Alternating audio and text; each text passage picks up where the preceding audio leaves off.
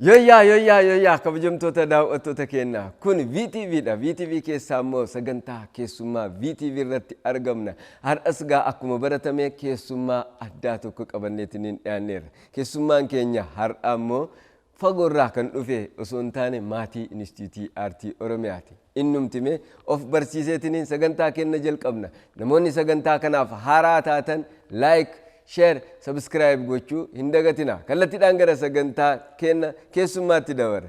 Baga nagaan dhuftan. Baga nagaan na eegdan. Mee of barsiisi namoonni eenyuun maatiin Inistituutii Aartii Oromiyaa kun jechaa jiru naf fakkaata. Mubaarak Aliin jedhama.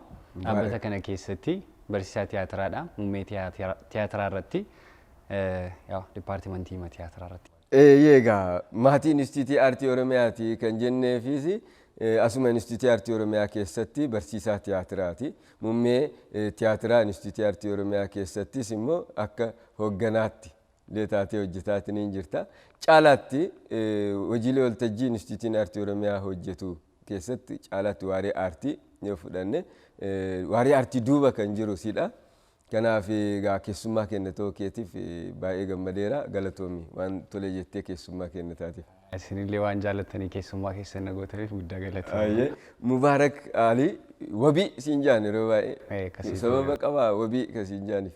Wabii aartii Oromoo kana ta'uu isaati. Wabii aartii Oromoo? Baay'ee bareeda. Dhuguma aartii Oromootiif wabii akka taatu anis abdiin qaba. Mee sadarkaa barnootaa eessatti barattee aartii kana barnootaan immoo muuxannoodhaan? Barnootumaanii gara duubaan deebi'u. Hamma ta'e Asallaatti kan hin baradhe. Sana booda Finfinnee Yuunivarsiitii muummee tiyaatiraa kan hin bare.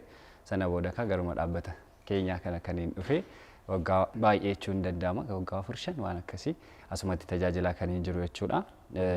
Kanaaf ittiin gorre. Yuunivarsiitii Finfinnee 6 kiiloo irraa dipaartimentii tiyaatira aartiidhaan baate.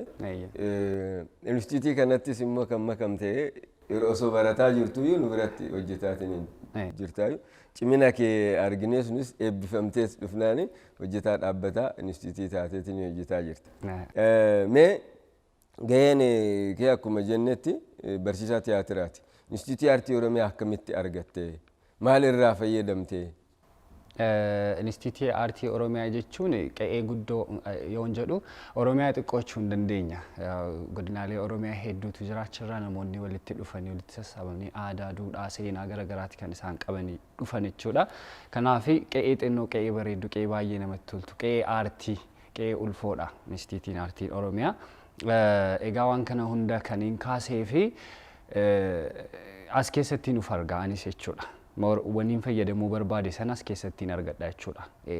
Egaa namoonni jiraatan, aadaan jiraate, duudhaan, seenaa waa hundi kun iddoo tokkotti jiraatanii anachuma keessaa maal gochuudha? Saayinsii aartii sana xiqqoo itti dabaluudha jechuudha. Waa hundi qophaa'ee qe'ee itti na eege waan ta'eef jechuudha. Oromiyaa Aartii Inistituutiin waan hamma kana hin jedhamne irraa baruu danda'een jira. Yeroo barachaa as hojjechaa ture irraa eegaleeni ogummaan koo baay'ee dagaagaa dhufe, baay'ee konfidensii horachaan dhufe, akka barbaadetti akkanatti toletti hojjechuu, akkanatti toletti deebii laachuu waa'ee aartii kanaan wal qabate jechuudha. So qe'ee na qare, qe'ee na baase, qe'ee gara fuulduraatti na fideedha jechuudha. Baay'ee galatoomi.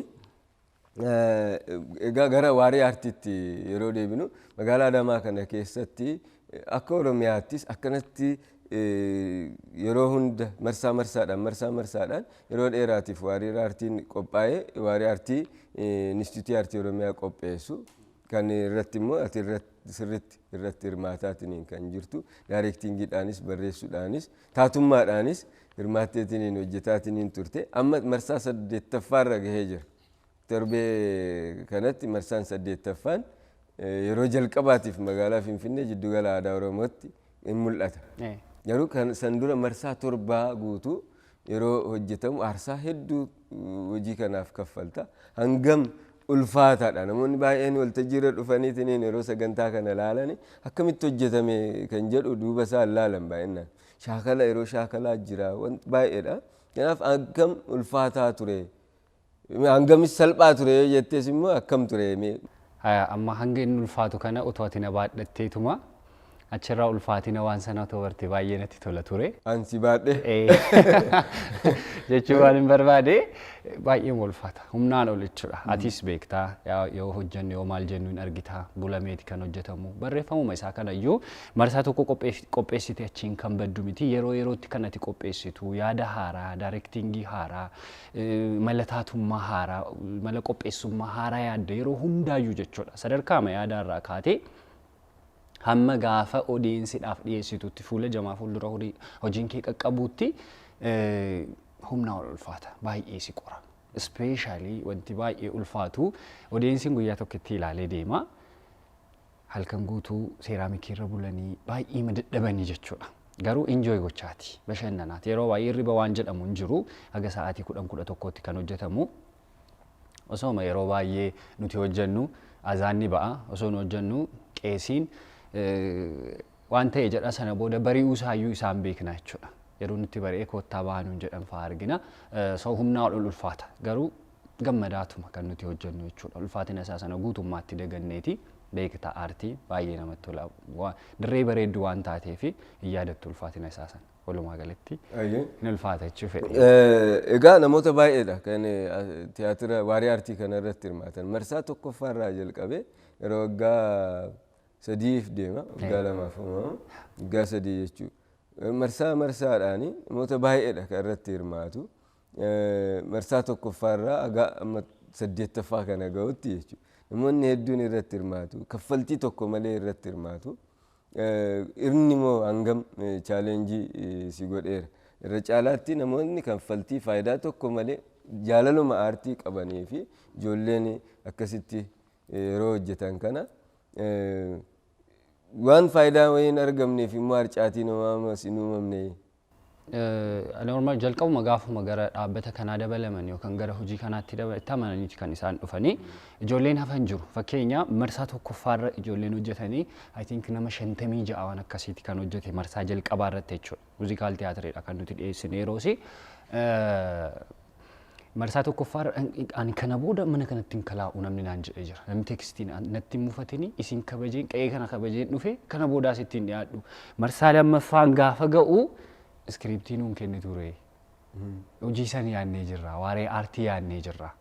Sirraan fagaatan dadhabbinni hojii sun isaanitti hin dhaga'amu jechuudha. Harcaatiin akkuma jirutti ta'ee garuu jaallatanii sababa hojiidhaan yaa ta'u sababa maatiidhaan saboota adda addaan yaa hafan malee jibbee namni hafe namni hojii kana dhiise tasuma hin jiru jechuudha. Kanaaf numa jira numa mudata harcaatiin garuu hanga yaadame sana miti. Mee gara waarii aartii marsaa 8ffaa kanatti deebinuuti. Magaalaa Adaamaarraa yeroo jalqabaatiif Finfinneetti kan mul'atuuf deemu. Maaliif Finfinnee filattanii jiddugala aadaatitti maaliif filattanii? Giddugala aadaa kana wanti nu filannee fi harka caalu asumatti kan qopheessaa turre hanga marsaa 7ffaatti jechuudha. Gaafii himaa jamaa yookaan odeensii wal qabateeti hojii ajaa'ibaadha kan achitti hojjetamu. Hojii saayinsii aartiin ulameedha. Maaliif gara na fiddanii galma kanatti maaliif hin agarsiisne arga yeroo baay'ee hojiileen adda addaa achitti hojjetamu.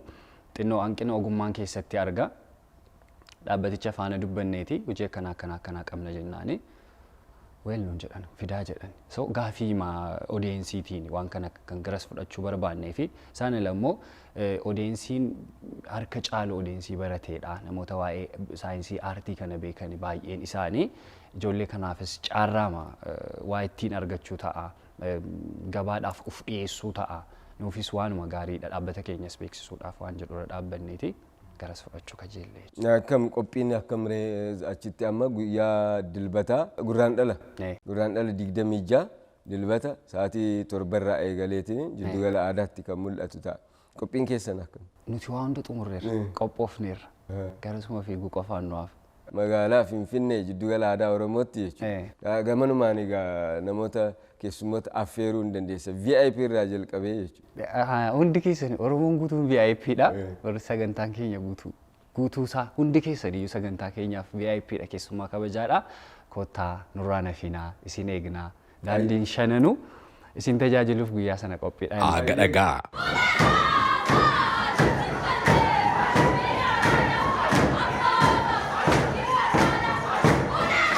Tiyaatirri afaan Oromoo qabiyyeen adda ta'e giddugala aadaa Oromootti ni eebbifama.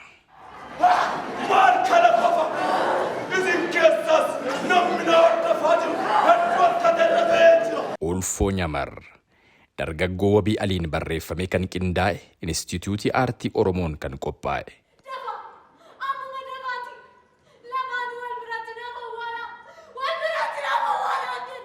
Dilbata fuuldura keenyaa jechuun gurraandhala 26 sirna ho'aan giddugala aadaa Oromootti ni eebbifama. Ulfoo Nyamar.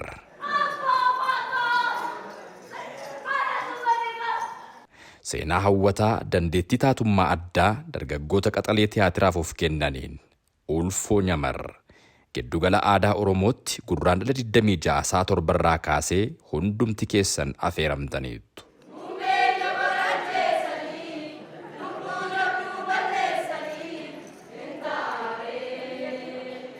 Calaqqee jiruuf jireenya hawaasummaa kan itti agartan dandeettii taatummaa addaan kan qindaa'e Ulfoo Nyamar. Egaa kabajamtoota daawwattoota keenyaa waariin aartii marsaa 8ffaa yeroo jalqabaatiif magaalaa Adaamaatti jaalatamaa fi hawwataa kan ture marsaa 8ffaa yeroo jalqabaatiif magaalaa Finfinnee giddugala aadaa Oromootti sanbata guddaa jechuudha. Sa'aatii 7 irraa eegalee nam tokko akka nafne anis achiin jira. Egaa yoo xiqqaate anas laaluudhaafi. Kanaaf egaa nam tokko akka nafne isin hunduu affeerree jira. Yaanni haaraa jira. Yeroo jalqabaatiif gaa tikkeettaan kan waarii aartii mul'isnu. Kanaaf yeroo jalqabaaf waan ta'eef kana dura marsaan torbanuu namni bilisaan seeneetiniin ji'a laalaatiniin ture. Ammatti garuu tikkeettadhaani. Maal sababeeffattaniitiniin tikkeettaan gootan? Finfinnee waan ta'eef moo? Finfinnee waan ta'eef qofa osoo hin taane yeroo baay'ee akkuma tu argitu asitti yeroo dhiyeessinu firiidha. Akkasumatti galchina namni mee aadaa moo fi aartii moo fi kana haa baru si'aayinoo yaa horatu isaatiitti toleetti ofii isaatiif ijoollee kana kanfaltiin barbaachisa jedhee waan ta'e yaa godhu jennee ma yaadaa turre amma immoo rakkootu qe'ee Oromootti gale. Rakkootu hangafa Oromootti galee isaaf jenneeti waa'ee amma caama naannoo Booranaatti mudate kanaan wal qabsiisneeti galii achirraa argamu guutuu isaa walitti qabne uummata Booranaa kanaa kennuuf kan nuti yaadne galii taasisuudhaaf sababa kanaaf tikeettii goone malee Finfinnees Adaamaas waan ta'eef miti jechuudha. Baay'ee galatoomaa egaa yaadni kunumti ka'uusaa baay'ee namatti tola. Galiin waarii aartii kanarraa argamu hundinuu guutumaan guututti uummata keenyaaf godina Booranaatti uummata keenyaaf hongeedhaan dararamaa jiruuf kan ta'u ta'a. Kanaaf gaa namni hundinuu wanta dandeessan qarshii xiqqaadha osoo hin jedhin waan dandeessaniin dhuftaniitiniin tiyaatira kanas ilaalaa bashannanaas sagantaa kanaan bashannanaa taphachaa bohaaraa barumsas irraa argachaa immoo gamanumaan uummata keenya haa gargaaru uummata keenya cinaa haa dhaabbannu jenna. Yaada baay'ee eebbifamee fi yaada gaariidha. Egaa mee waa'ee waarii aartii marsaa 8ffaa kana osuma haasa'aa jirru ogummaan tiyaatiraa akkam siif gara keetitti haa dhufnuti gaafii? Ogummaan tiyaatiraa kun akkami ayyaana wayiiti ogummaan tiyaatiraa kun jechuudha. Yeroo baay'ee yoo waa'ee tiyaatiraa kana na gaafatan jechootan barbaadaa fi jechi haga ammaatti tiyaatira ibsuu hin argamne ammaa jechoota jiran keessa hin dhabe humna qaba ayyaana guddaa wayiiti dirree wayiiti dirree humna ulfaataa qabu wayiiti. Kanaaf mana ulfoodha anaaf tiyaatirri akkasiin ibsadha. Namoota hedduun beeka namoota muuxannoo tiyaatiraa qaban waggaa hedduu namoota tiyaatira hojjetan hedduun beeka na leenjisaniis na barsiisaniis beeku.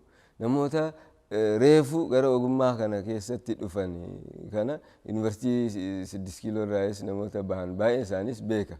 namoota sanirraa wanti adda si godhu immoo anis wanti sittimu kana dura sittin himne yoo jiraate kireetiif baay'ee wantoota haalli kallattiin wantoota itti ilaaltu haalli itti daayireekti gootu baay'ee natti tola asumaan si dinqisiifachuun barbaada. Ol ka'uu guddaa galata. Amma taatummaan tiyaatira irratti taatummaan jira. Ati yeroo baay'ee gama daayireektingii yookaan qajeelchuutti jirta. Daayireektara ta'uudhaaf daayireektara tiyaatiraa ta'uudhaaf ulaagaa akkamii guutuu qaba jettee yaadda nam tokko? Daayireektara tiyaatiraa ta'uudhaaf tokko saayinsiin dirqama. Saayinsii aartii sana beekuun dirqamadha. Isaan ilaa of beekuudha ofumaa of baruu dursuma garuma keetti deebitee ani eenyudha garuma kee of ilaalta keessa kee ilaalta poteenshaalii akkamiitu na keessa jira.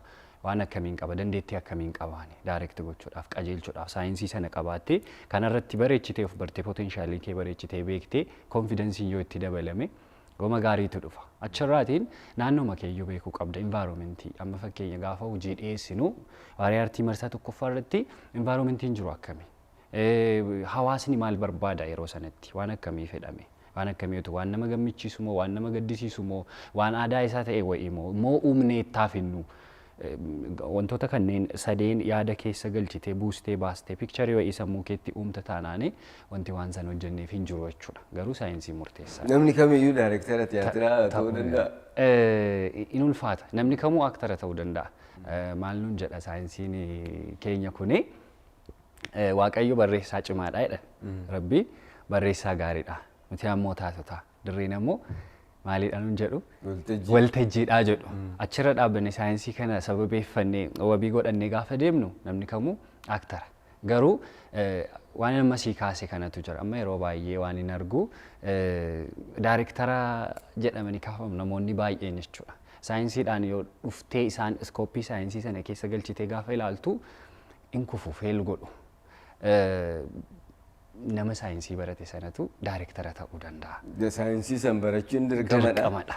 Afaan tiyaatiraa kan jedhamu jira daayireektara ta'uudhaaf afaan tiyaatiraa afaan waltajjii beekuun afaan waltajjii afaan aartii kana addadha. Namni fiilmii daayireektii godhu muuvii laanguuji kan jedhamus addadha. Namni tiyaatira kana daayireektii gochuu barbaadu dirqama barachuu qabaan hin jettan. Kanaaf namni fedhii kana qabu barachuudhaaf eessaa dhufu? Oromiyaa Aartii Inistituutii dhufu jennanis. Namoonni fedhii tiyaatira barachuu, daayireektii gochuu, taatummaa, ta'aa cimaa ta'uu namoonni barbaadani Inistituutii Aartii Oromiyaatti dhuftanii leenji'uu ni dandeessu. Leenjistoonni ciccimoon Inistituutii Aartii Oromiyaa keessatti jiru. Gama fiilmi meekingiidhaanis tiyaatiraan, muuziik and vookaal shubbisa daansii ammayyaas Inistituutiin Aartii Oromiyaa leenjisaa jechuudha. Guutuudha waan dhabame hin jiru. Kana mee Inistituutii Aartii Oromiyaa gaa leenjiiwwan amma jenne kana ni kenna. Atis achi keessaa leenjisaa tiyaatiraati. Akkam amma kana dura waggaa gara 4-5 deemaa jira Inistituutiin Aartii Oromiyaa. Amma aweernasiin yookaan hubannoon leenjii aartiidhaaf namni qabu akkam jettee yaadda? Kana dura kan jiruu fi ammatti.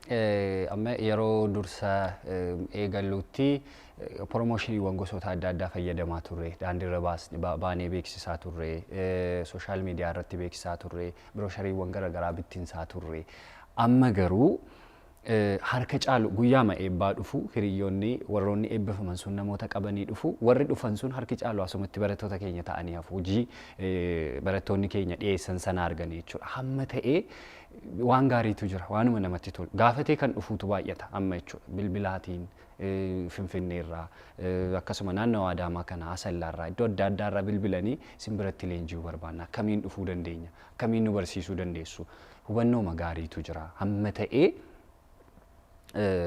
dhaabbanni kun gurra hawaasaa galeera gurra hawaasaa buleera jechuu barbaade. Egaa jabaadha sirriitti namoota aartiin kun barnootaan yoo deeggarameen alatti ce'uun baay'ee rakkisaadha waan ta'eef sirriitti nu jabaadha.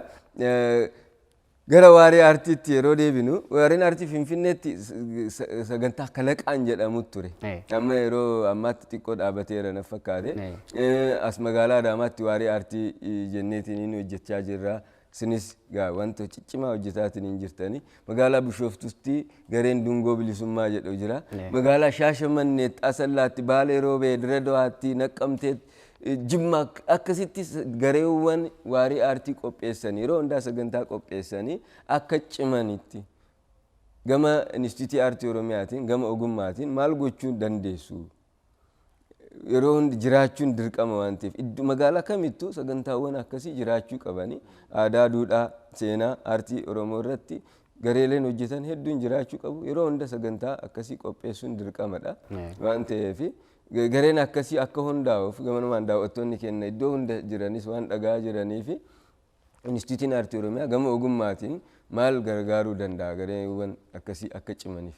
Dubbannee jirra maanaajmentii dhaabbatichaa wajjin irra deddeebiidhaan mari'annee turre waan kanaan wal qabateeti leenjiiwwan gaggabaaboo kennuudhaaf awarenessii aartii kana uumuudhaaf leenjii ji'a 3 haa ta'u ji'a 2 haa ta'u erga isaanii kennamee booda garee sana hundeessinee deemuu iddoo sanatti fakkeenya magaalaa Asallaatti kennina yoo ta'e gareen sun akka hundaa'e ofiisaatiif sochoo isaan ala hojii hojjetanii agarsiisanii hanqinni ogummaa yoo jiraate hanqina sana kabar gochuu deemnee barsiisuu iddoo isaan haala isaan nu barbaadan kam keessattuu gargaaruudha iddoo kamittuu magaalaawwan ati kaaste kana guutummaa Oromiyaatti naanna'ee hojjechuudhaaf dhaabbanni kuni daandii irra jira. Ayyee egaa iddoo kamittuu namoonni argamtan magaalaa kamittuu haala mijeessitanii gareedhaan taatanii akka gumiitti yookaan immoo akka garee aartiitti namoonni taataniitiin leenjii addaa fudhatanii sagantaawwan hedduu qopheessuu namoonni barbaadanii egaa lakkoofsa bilbilaa as jalatti isiniif kennuun bilbiltanii odeeffannoo nuuf laachuu ni dandeessu jechuudha.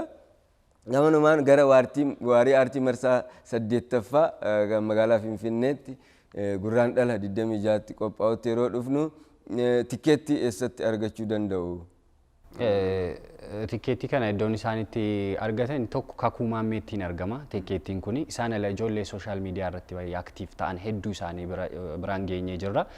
Achii argachuu danda'u. Akkasuma namoonni naannoo alaa kanarraa bitachuu barbaadan tikeettii kana waan nu biratti hafu hin jiru. Gargaarsuma uummataa Booranaa kanaaf oola waan ta'eef iddoo kamiyyuu argachuu dandeessu.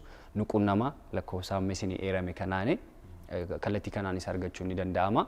Kanaaf iddoo hundattuu ni argama tikeettiin kun jechuudha. Kanaaf tikeettiin iddoo hunda jira bilbilaanis fudhachuu ni dandeessu guyyaa sanis achumatti jiddugala aadaa Oromoottis argamuu danda'a kakuu maammeettis jedhameera egaa namoota biraatis asirratti gama leenjiin Instituutii Aartii Oromiyaa kennu keessatti an siif eeyyamee jira namoota 2 chaalenjii ofii keetii qopheessiteen namoota 2 sponsor gochuudhaan magaalaa Adaamaatti barnoota san sponsor gooneetiin leenjii barbaadan Instituutiin Aartii Oromiyaa kan kennu keessa akka baratan chaalenjiin ati qopheessitu tikeetta kana namoota gurguran ta'uu danda'a namoota VTV subscribe godhanii namoonni baay'ee subscribe goosisanii guyyaa san gurraandhala 26 jiddugala aadaa Oromootti yeroo nuu fidan yeroo nuu ilaalchisanii kan namoota 2 carraasii kenna chaalenjii barbaaddeen. Yaa guddaa galatooma chaalenjii sana itti yaadeeni nan qopheessa chaalenjii sana guyyaa sanitti jechuudha namoota sana hin eera gara dhaabbata keenyaatti dabalamu jechuudha namoonni sun. Ani garuu asumatti VTV namoota 100 ol subscribe goosiseet screenshot godhee namoota as comment irratti nuu kaa'an namoota 2 ani kennee jira. Ati guyyaa saniif yoo barbaadde namoota sii dabaluu ni danda'a sponsora. Haaluma innama haaluma ati amma kaaste kanaa namni waan kana taasise namni ulaagaa kana guute akka dhufu kunoo ati waamteerta. Ayyee baay'ee galatoomi wabii wanta dhuma tiyaatira guddaa tokkoon illee dhufaatiin hin jirtu. Tiyaatira guddaa isarratti anillee kaaste ta'eera. Taateerta qophaa'e. Akkam taatummaa kiyyatti amantamooti moo akkamitti?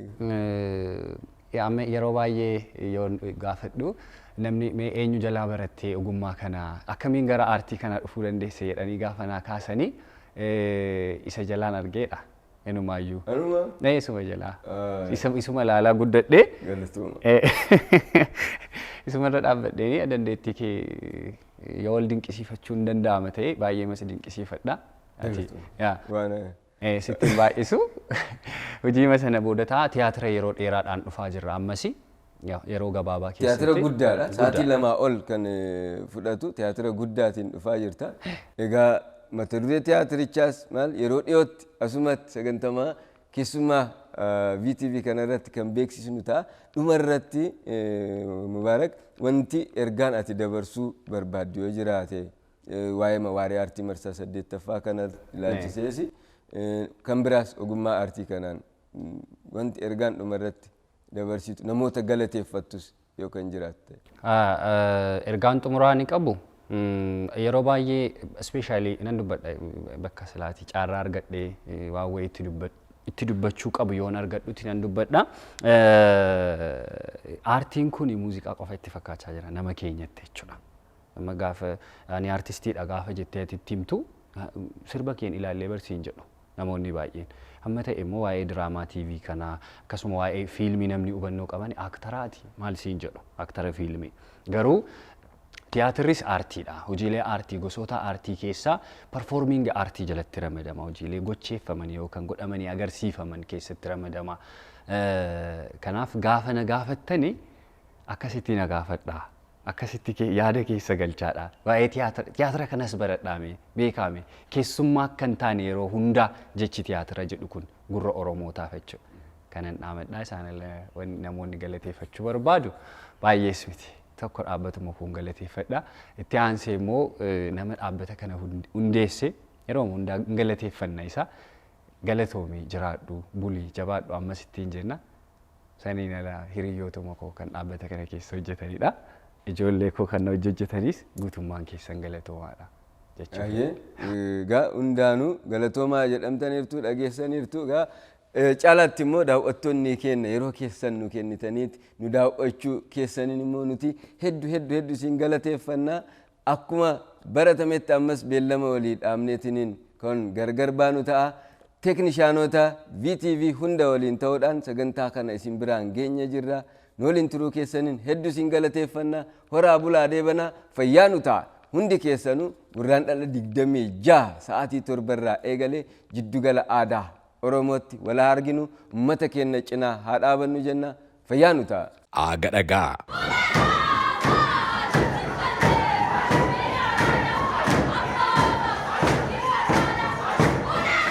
Tiyaatirri afaan Oromoo qabiyyeen adda ta'e giddugala aadaa Oromootti ni eebbifama.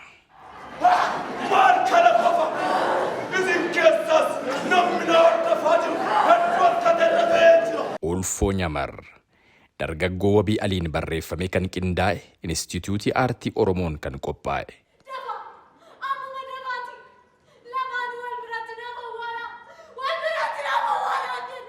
Dilbata fuuldura keenyaa jechuun gurraandhala 26 sirna ho'aan giddugala aadaa Oromootti ni eebbifama. Ulfoo Nyamar.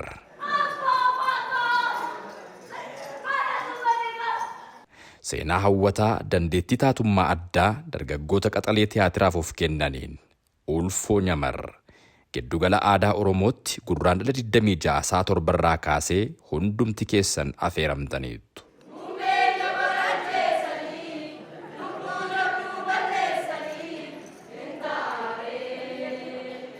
Calaqqee jiruuf jireenya hawaasummaa kan itti agartan dandeettii taatummaa addaan kan qindaa'e Ulfoo Nyamar.